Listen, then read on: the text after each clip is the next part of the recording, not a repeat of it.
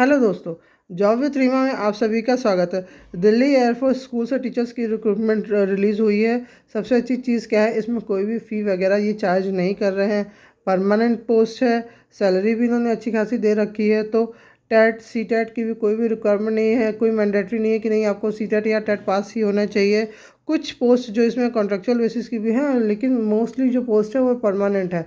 तो आप permanent post के लिए अप्लाई कीजिए। सैलरी अच्छी प्रोवाइड कर रहे हैं। ये परमानेंट पोस्ट में जॉब परमानेंट है, क्योंकि अभी कोई भी पोस्ट मोस्टली परमानेंट नहीं आ रही, कॉन्ट्रेक्चुअल बेसिस की आ रही है। तो जो भी परमानेंट आ रही तो उसके लिए ज़रूर अप्लाई कर दें।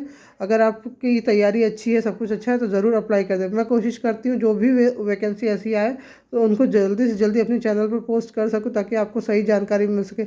चलिए वीडियो में देखते हैं वैकेंसी कहाँ से आई है, कितनी आई, क्या वैकेंसीज आई हुई है। यहाँ पर प्राइमरी टीचर रेगुलर और कॉन्ट्रैक्ट दोनों की वैकेंसी है प्राइमरी टीचर में।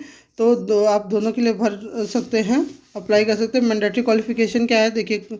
मैंडेटरी क्वालिफिकेशन में प्राइमरी टीचर्स के लिए सीनियर सेकेंडरी आपके पास 50% मार्क्स के साथ होनी चाहिए, और 2 इयर्स का डिप्लोमा डीएलएड होना चाहिए, ओके।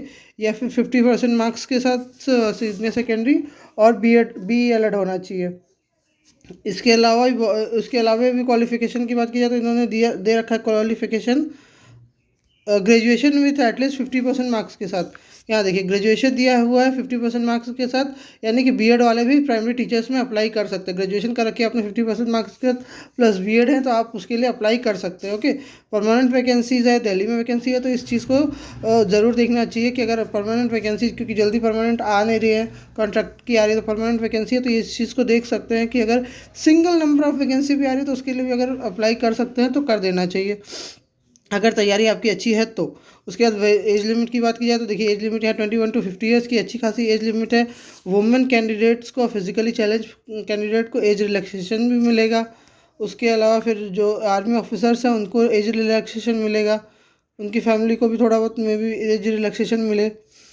उसके बाद देखिए यहाँ दिया हुआ डिज़ायरेबल क्वालिफिकेशन में दिया है कि सी टेट एस टेट अगर क्वालिफाइड है तो ठीक है, नहीं तो अदरवाइज कोई मैंडेटरी नहीं कि वो क्वालिफाइड ही होना चाहिए। उसके बाद यहाँ पे देखिए एनटीटीटी प्री प्राइमरी टीचर्स के लिए दिया हुआ है, वैकेंसीज का क्वालिफिकेशन दिया हुआ है। Senior secondary with nursery teacher training diploma, और diploma in nursery Montessori pre primary teacher, मतलब आपने 12th कर रखी हो और आपके पास एनटीटी का सर्टिफिकेट हो, या फिर diploma in nursing Montessori pre primary teacher, इन सबसे रिलेटेड कोई भी आपके पास डॉक्यूमेंट है तो आपके पास डिप्लोमा है तो आप इसके लिए अप्लाई कर सकते हैं।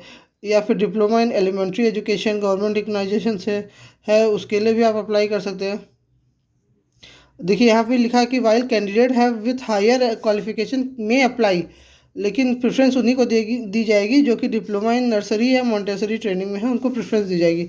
लेकिन अगर आपके पास इससे ज़्यादा क्वालिफिकेशन है तो भी आप उसके लिए अप्लाई कर सकते हैं। मे भी अगर वो लोग नहीं आते हैं तो मे भी वो लोग नहीं, कोई भी कभी कभी केवीएस में भी होता है कि वो जिस चीज़ की वैकेंसी होती है उस सब्जेक्ट से रिलेटेड कैंडिडेट पहुँचते ही नहीं है, तो जो लोग कैंडिडेट होते हैं उनको हायर कर लिया जाता है। तो मैं आपको, अगर आपके पास ज़्यादा क्वालिफिकेशन है तो आप उनको आप अप्लाई कर दीजिए, होना ना होना वो तो अलग की चीज़ होती है। Women candidate and physically challenge candidate की एज लिमिट मिलेगी अच्छी खासी। उसके बाद सेम डिज़ायरेबल क्वालिफिकेशन है, गेम टीचर्स की है, रेगुलर बेसिस की वैकेंसी, तो बैचलर मतलब बीपीएड होना चाहिए। तो आप गेम टीचर के लिए तो बीपीएड मैंडेटरी ही होता है। स्पेशल एजुकेटर के लिए, स्पेशल एजुकेटर की कॉन्ट्रेक्चुअल बेसिस की वैकेंसी है, 12th पास होना चाहिए, 2 इयर्स का DElEd special education in any category में होना चाहिए, 12th पास। 1 ईयर का डिप्लोमा इन स्पेशल एजुकेशन में होना चाहिए। ये है स्पेशल एजुकेटर के लिए। हेल्पर की है जो रेगुलर बेसिस की वैकेंसी है, इसमें इसमें minimum secondary pass with government recognisation होना चाहिए। उसके बाद 40 ईयर्स तक की एज लिमिट वाले अप्लाई कर सकते हैं। वुमेन कैंडिडेट को और भी 5 ईयर्स की एज रिलैक्सेशन मिलेगी इसमें, और तो ज़्यादा कुछ नहीं है फ़ी वगैरह का देख लेते हैं क्या है, ओके। देखिए यहाँ दिया हुआ है पीआरटी का एक पोस्ट है, गेम टीचर का एक पोस्ट है, रेगुलर बेसिस का पीआरटी का रेगुलर का, एनटीटीटी का रेगुलर का एक पोस्ट है। उसके बाद स्पेशल एजुकेटर का कॉन्ट्रैक्चुअल बेसिस की वैकेंसी है। पीआरटी की भी एक कॉन्ट्रैक्चुअल बेसिस की वैकेंसी है, एनटीटीटी की 2 कॉन्ट्रैक्चुअल बेसिस की वैकेंसी है। उसके बाद हेल्पर की 2 वैकेंसी है जो कि रेगुलर बेसिस की वैकेंसी है। इसके अलावा यहाँ पर दिया है 15 डेज़ के भीतर ही आपको अप्लाई कर देना है एडवर्टाइजमेंट के, online mail application will be not accepted, मतलब ये सिर्फ बाई पोस्ट या बाई हैंड ही आपको भेजना है, मेल और ऑनलाइन के थ्रू एक्सेप्ट नहीं करेंगे। ओके, उसके अलावा तो फिर फ़ी वगैरह देख लेते हैं। पेइंग स्केल देखिए, यहाँ बहुत अच्छा खासा पेइंग स्केल दिया है पीआरटी के लिए, 48,000 का पेइंग स्केल दे रहे हैं टोटल। उसके बाद गेम टीचर्स को रेगुलर में भी 48,000 का पे स्केल है। एंटिटी में 30,500 का पे स्केल है। स्पेशल एजुकेटर कॉन्ट्रेक्चुअल बेसिस के लिए 28,500 का पे स्केल है। उसके बाद पीआरटी कॉन्ट्रेक्चुअल में 28,500, एनटीटी में 18,000 का पे स्केल दे रहे हैं। हेल्पर में 22,000 का पे स्केल है। हेल्पर की सैलरी एनटीटी के कॉन्ट्रेक्चुअल टीचर से ज़्यादा है। उसके बाद यहाँ फ़ी, सबसे अच्छी चीज़ है कि मैंने पूरा एप्लीकेशन पढ़ लिया, कहीं भी कोई फ़ी वगैरह के बारे में कोई भी डिस्कशन इन्होंने नहीं किया है। फ्री ऑफ कॉस्ट एप्लीकेशन है, तो आप इसके लिए ज़रूर अप्लाई कर दें। एक भी वैकेंसी अगर रेगुलर में होती है और वो आपको मिल जाती है, तब तो वो जॉब आपके लिए ही है। ज़रूरी नहीं कि हज़ारों वैकेंसी निकले तभी उसमें आप एप्लीकेशन कीजिए, नहीं। फ्री ऑफ कॉस्ट एप्लीकेशन है, एक वैकेंसी निकली है तो उसमें ज़रूर अप्लाई कर देना चाहिए। नहीं, ये नहीं सोचना चाहिए क्योंकि बहुत कम वैकेंसी है, नहीं हम नहीं करेंगे, नहीं।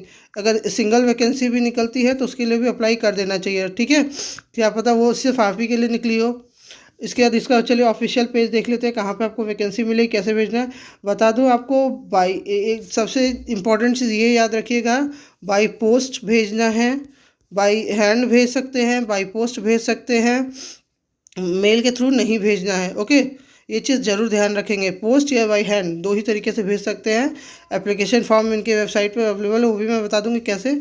उसको भर के साफ साफ सुंदर अक्षरों में सारे डॉक्यूमेंट के साथ, सेल्फ अटेस्टेड डॉक्यूमेंट के साथ ज़रूर भेज दीजिए। Okay, free of cost application है, तो जितना जल्दी हो सके उतनी जल्दी अप्लाई कर दीजिए, क्योंकि 15 डेज़ के अंदर ही इन्होंने कहा है कि एप्लीकेशन सबमिट कर देना है। उतनी जल्दी वो एग्ज़ाम वगैरह लेंगे और सिलेक्शन भी ले लेंगे।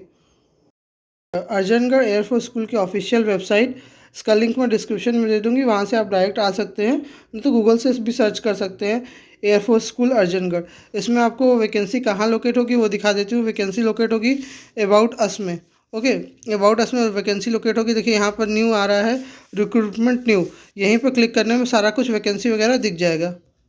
देखिए यहाँ रिक्रूटमेंट दिखाने पर यहाँ पे क्लिक आ रहा है कि मैंडेटरी क्वालिफ़िकेशन, आप यहाँ से सर्च कर सकते हैं, देख सकते हैं क्या क्या क्वालिफ़िकेशन चाहिए, खुद से भी पढ़ सकते हैं। एप्लीकेशन फॉर्म फॉर पीआरटी, ये इसके यहाँ पे एप्लीकेशन फॉर्म है, और एप्लीकेशन फॉर्म फॉर हेल्पर, ये दो सेक्शन का अलग अलग एप्लीकेशन फॉर्म दिया हुआ है। यहाँ से आप डाउनलोड कर भर कर अप्लाई कर सकते हैं। ओके, ये सब कुछ मैंने आपको पहले बता दिया है, वो सब कुछ यहाँ डिटेल में यहाँ पर दिया हुआ है।